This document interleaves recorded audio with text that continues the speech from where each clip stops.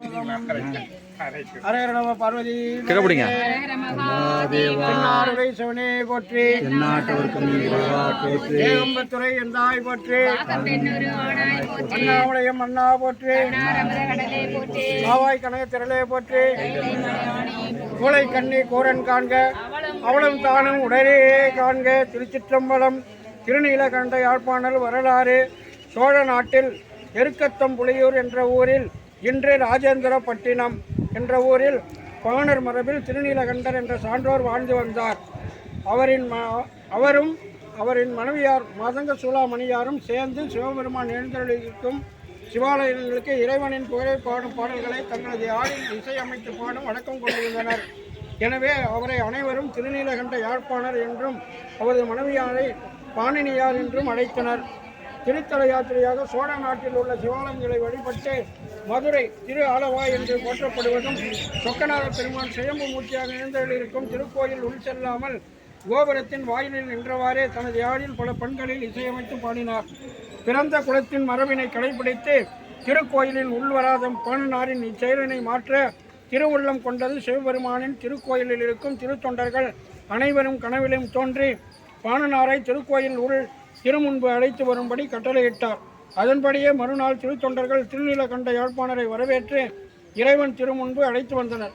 பாணனாரும் இது சிவபெருமானின் அருட்கருணையே என்று மெய்யுணர்ந்த நிலையில் சொக்கநாத பெருமானின் திருமுன்பு யாழில் இசையமைத்த சிவபெருமான் முப்புறங்களை எரித்த வீரச் செயல்களையும், அவ்வீரச் செயல் புரியும் பொழுது தேர் முறித்த வரலாற்றையும், ஆணையின் கஜமுகாசோரன் தோல் உரித்த செயலையும், மன்மதன் காய்ந்த எரித்த வரலாற்றையும், அடிமுடி காணாத அண்ணாமலையாக ஜோதி ஸ்வரூபமாக காட்சி தந்த வரலாற்றையும், இறைவன் அடியவர்களை ஆட்கொள்ளும் பொருட்டு எளிவனாக வந்த வரலாற்றையும் அனைவருக்கும் புரியும்படி விளக்கமாக பன்னிசையில் பாடினார். இப்பாடலின் ஓசை விண்ணெல்லாம் நிறைந்தது. அவ்வேளையில் சிவபெருமான் அசரீரியாக தரையில் அமர்ந்து பாடுவதால் யாழின் நரம்புகள் குடிச்சியால் சேதமடையும் என்று அழகிய பலகை மனைக்கட்டையிடும்படி தொண்டர்களை பணிக்க அவ்வாறே திருநீலகண்ட யாழ்ப்பாணர் தொண்டர்கள் வணங்கி அம்மனையில் அமர்ந்து பாடினார். பின் திரு ஆலவாயிலிருந்து புறப்பட்டு பாண்டி நாட்டு சிவபதிகளை வணங்கியவாறே திருவாரூர் சென்று பூங்கோயிலின் நுழைவு கோபுர வாயிலில் இருந்தபடியே மார்கண்டேயனுக்காக சுவாமி யமனை உதைத்து உருட்டிய செயலையும், பால் நினைந்தூட்டும் அன்னையை விட கருணையான சிவபெருமான் அடியவர்களுடைய அருமை பெருமாட்டையும் தன் யாழில் இசையமைத்து பாடிக்கொண்டிருக்கும் போதே சிவபெருமான் பாணனார் திருக்கோயில் உள்ளே வரும்படி திருவுள்ளம் கொண்டு பாணனார் கவாய் திருக்கோயிலின் வடதிசையில் தனி வாயிலை ஏற்படுத்தி உள்ளே வரும்படி அருள வாயில் வழியே பாணனார் புற்றிடம் கொண்ட நாதரில் திருமுலட்டானத்தின் திருமுன்பு சென்று வணங்கினார். பல காலம் திருவாரூரில் தங்கி தம்பிரானை வணங்கி விடைபெற்று பல சிவாலயங்களை வழிபட்டு சிவஞானம் கலந்தபால் அடிசிலை உண்ட திருஞான சம்பந்த பெருமானை கண்டு வணங்க அவர் அவதரித்த சீர்காழியை சென்று அடைந்தார். திருஞான சம்பந்தர் பெரும்பாணரை வரவேற்று அவரின் பன்னிசையை கேட்டு மகிழ்ந்தார். திருநீலகண்ட பெரும்பாணரும் அவரது மனைவியாரும் என்றும் தங்களை பிரியாது உங்களுடனே வரும் வரத்தினை தரும்படி திருஞான சம்பந்த பெருமானை வேண்டினர். சம்பந்த பெருமானும் அதை ஏற்றுக்கொண்டார்.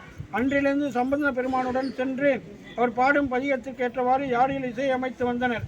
திருநல்லூர் பெருமணம் என்ற திருப்பதியில் நடந்த திருஞான சம்பந்தரின் திருக்கல்யாணத்தை கண்டு இன்புற்ற நிலையில் இருக்க திருஞான சம்பந்தர் இங்கு புண்ணிய மனத்தின் வந்தார் யாவரும் என்பால் சோதி இதனுள் வந்து எய்தவும் என்ற திருவாக்கின்படி திருநீலகண்ட யாழ்ப்பாணர் அவரது மனைவியார் மதங்க சூளாமணி அம்மையும் அச்சிவ பரஞ்சோதியில் கலந்து சிவபெருமான் திருவடியில் சேர்ந்தார். எழுக்கத்தம் புலியர், புலிக்கால் முனிவர், வியாக்கிரபாதர் வழிபட்ட தலம், திருஞான சம்பந்த பாடல் பெற்ற திருத்தலம். பதிகத்தில் பாணனாரை புகழ்ந்து பாடியுள்ளார். தற்போது இவ்வூரின் பெயர் ராஜேந்திரப்பட்டினம். விருதாச்சலம் வழியே ஜெயங்குண்டம் செல்லும் பாதையில் இவ்வூர் உள்ளது. கருத்து: தற்காத்து கண் கொண்டோர் பேணி தனை சான்று சொற்காத்து சோர்விலான் பெண் என்ற திருக்குறளில் வழிநடந்த மதங்க சூளாமணியார் தன் கணவனாரர் திருநீலகண்ட யாழ்ப்பாணருடன் உடன் சென்று பாடிய செயல் பெண்ணின் பெருமைக்கு சான்றாகும்.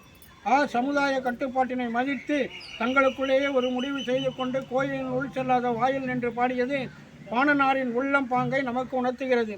மதுரை திருவாலவாயிலில் சுவாமி உள்ளே வரச் சொல்லிய பிறகும் யாத்திரையாக சென்ற அத்தனை கோயில்களிலும் வெளியே நின்று பாடியதும், பின் திருவாரூரிலும் வெளியே வந்து பாடியதும் பார்க்கும்போது அவர் மனதில் எந்த அளவிற்கு சமூக மனபாதிப்பை ஏற்படுத்தியிருக்கும் என்பதை எண்ணி பார்த்தால் வேதனையாக உள்ளது. நாம் சுவாமி கோயிலுக்கு சென்று வாயிலில் நின்று வணங்க வேண்டும் என்ற நிலையை நினைத்து பார்த்தால்தான் அவர் பட்ட வேதனையை நம்மால் உணரப்படும். தினமும் பூசை தவறாது நடைபெற்று வரும் திருக்கோயிலின் மூலஸ்தானத்தை அடைந்து நானும் பூசை செய்வேன் என்று கூறுவது சரியன்று. ஆனால் பூசை இல்லாத திருக்கோயிலில் மூவருக்கு நீராட்டுதல் செய்து மலரிட்டு தீபம் ஏற்றி வருவது தவறென்று. ஒருவர் அந்தன குலத்தில் பிறப்பதால் மட்டும் அந்தணனாக முடியாது. அக்குலத்தின் பிறப்பு ஒழுக்கத்தை கடைபிடித்து வாழ்பவரே அந்தனர். உண்மையில் எக்குலத்தில் பிறந்தாலும் கொல்லாமை, புலால் மறுத்தல், எல்லா உயிரின் மீதும் இரக்கம் கொண்டிருத்தல், உடல் தூய்மையும் உள்ள தூய்மையும் கடைபிடித்து தினமும் இல்லத்தில் சிவபூஜை இடைவிடாது செய்து வருபவரே அந்தனர். பல நூலாசிரியர்கள் கருத்து தாழ்ந்த குலம் என்று ஒதுக்கிய ஒரு சமுதாய மக்கள் அனைவரையும் சிவபெருமான் அழைக்கவில்லை. திருநீலகண்ட யாழ்ப்பாணரை மட்டும் அழைத்தார் என்று கூறுவது வருந்தத்தக்கது. ஒரு குடும்பத்தில் குழந்தை பிறந்தாலோ அல்லது அக்குடும்பத்தில் இறப்பு ஏற்பட்டாலோ அக்குடும்பத்தினர் செய்து வரும் சிவபூஜையை நிறுத்தாமல் தொடர்ந்து செய்து வர வேண்டும். சிலர் இறப்பு ஏற்பட்ட குடும்பத்தில் உள்ளோர் ஒரு ஆண்டுக்கு கோயிலுக்கு போகால் இருப்பதும் சரியல்ல. இறைவனுக்கு தீட்டு என்பதே கிடையாது. சிவபெருமான் ரத்தினவதி என்ற பெண்ணுக்கு பிரசவம் பார்த்து திருச்சிராப்பள்ளியில் தாயுமானவர் என்ற திருநாமத்துடன் அருள்வதையும், சுடுகாற்றில் வெந்தது உடலின் சாம்பலை பூசும் சுடலை ஈஸ்வராகும் வெந்த நீரணியும் விகிர்தன் இறைவன் அருள் பார்க்கிறார். ஆகையால் பிரசவம் பார்த்தவரும் சுடுகாடு வரை வருவமான நமது தந்தை சிவபெருமானுக்கு ஏது தீட்டும் மேலும் என்க.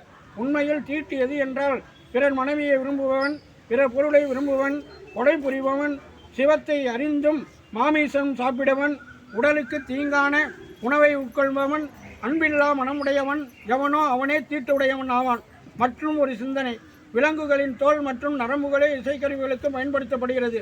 எனவே நம் முன்னோர்கள் இக்கருவிகளை கோயிலுக்கு வெளியே இன்றபடி பயன்படுத்த சொன்னார்களா எண்ணுக.